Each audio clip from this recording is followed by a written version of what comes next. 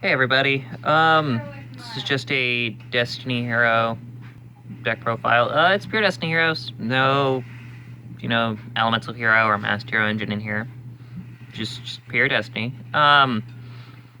So I played this back when, right before Master Rule 4, when we actually had the, whole play that you could do with, Fusion Gate plus Chain Material to get out 3 Destiny and Dragoons, burn your opponent for game. We no longer have that because you can't get 3 fusion monsters on the field at the same time without link monsters now, and it's awful. But without further ado, let's get into this. So, start off the monster lineup. 1 Decider, 1 Diamond Dude, 1 Dogma, 1 Celestial, 1 Dreamer, 1 Blade Master, 1 Doom Lord. So these are my one-ofs, pretty much. Decider, his effects are only once per duel, so you get each effect's only 1 time. No point running more than 1 of him. Diamond Dude, you can have him at 2 or 3. I like him at 1. I see him often enough. I pretty much always open up with him for some reason, and that's why I only ever have 1. Doom Lord and Blade Master could definitely be dropped for anything that you want. Blade Master has a purpose in here, which I'll get into later. Dreamer, I would say you should probably run 2, maybe 3 Dreamer, but I only am running the 1. Probably run 2 Celestial. I am only running the 1. Dogma, is only 1, and then, I did not take that out yet, but, also 1 Plasma. You only use them if you're planning on going to Destiny and Dragoon. They're pretty good outs to certain things, and Dogma does have your opponent's life points, so Plasma also has the Malicious effect, which is nice. Or not Malicious, the Relinquished effect. Next up, 3D Cubed.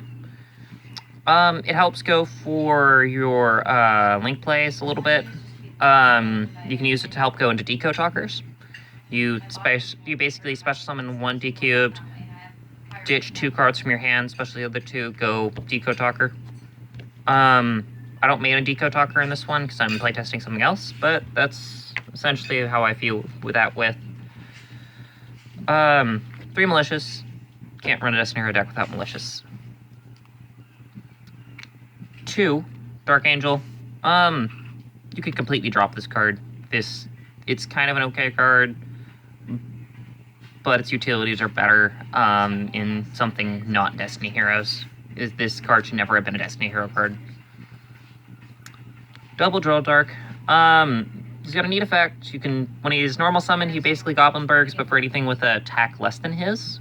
So you can Goblinberg, and you can summon him and, summon like Dagger Tag or something off of it. He's really good if you want to get 2 monsters on fields in order to pull off your defusion plays. Speaking of it, double Dagger Tag. It's got 2 good effects. 1, you can banish it from grave to bump a monster up by 1,000. And then the second one, you can discard it from your hand to make it so both players take 1,000 damage, which combos nicely with Decider's effect. Decider has an effect that if you take damage, you can add it from your graveyard to your hand to negate the damage. So your opponent essentially just gets burned for 1,000. 1 Forbidden Lance, 1 Forbidden Dress. Both happen to deal with kind of switching up monster stats. This one makes it lose 600 attack. This one makes it lose 800 attack. These are both good cards to run alongside one of the extra deck monsters. Triple Allure for the draw. 1 Recovery. 1 Dark Eruption. 1 D-Spirit. 1 Reinforcements of the Army. 1 Gravity Axe. 1 Gravity Lash. This card is kind of niche. A lot of people don't really like it. I'm running it for the same Same reason why I'm running the Forbiddens. And I'll get into that in a little bit. So, next, beginning of the end. If you have 7 or more dark monsters, you can banish 5 to draw 3 cards. So, essentially, banish just the worthless cards you're never going to be able to get back, or you're never going to want to get back for that. Barrow from the different dimension. Target 3 banish, return them to grave. Gives you back 3 monsters you might not have wanted to banish off of that, but might have had to. 3 destiny draw. Don't think that needs explanation. Double poly and triple poly, double defusion. So you could technically drop out polys completely and just run the defusions, but I just like to have the utility. On to the extra deck. 1 dangerous. He's got some neat effects. He requires Destiny Hero and a Dark Effect monster. And then you discard a card as a part of a quick effect to send any Destiny Hero from hand or deck to the grave.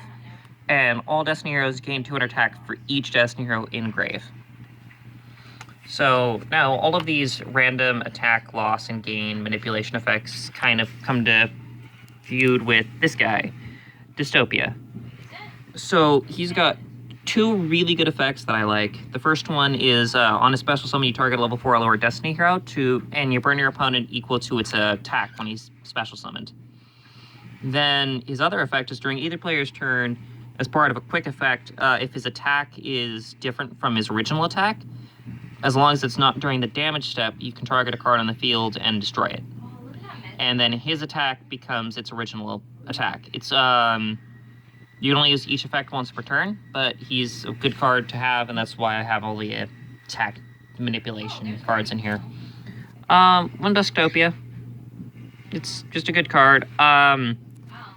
If you can't do anything else, just being able to summon him out and just leave him there.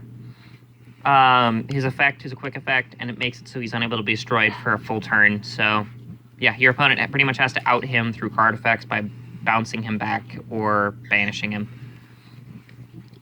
1 Adoration, 1 Trinity. They help you push for game. And Isold. Every warrior deck needs to run Isold. It's just a fact.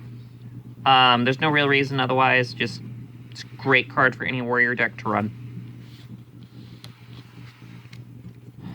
And so that's it for my Destiny Hero deck. Thank you guys, and see you guys next time.